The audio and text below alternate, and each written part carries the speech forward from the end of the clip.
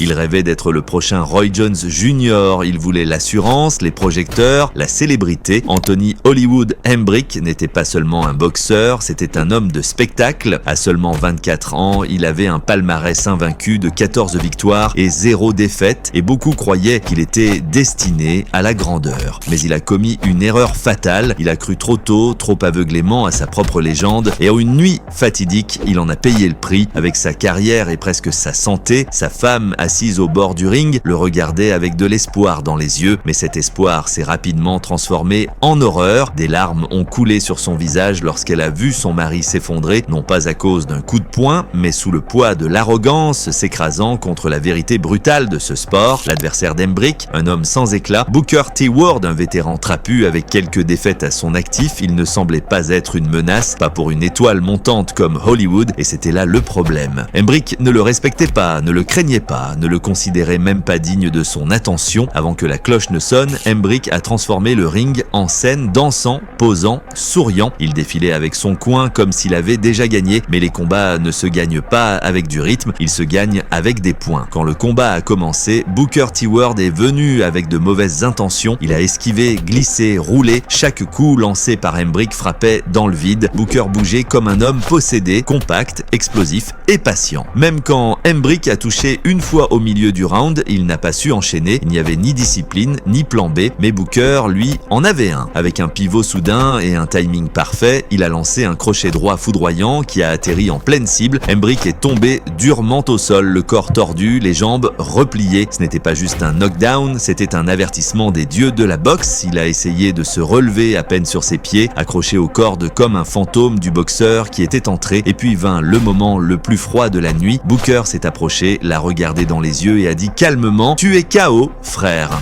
Le combat était terminé, l'illusion aussi.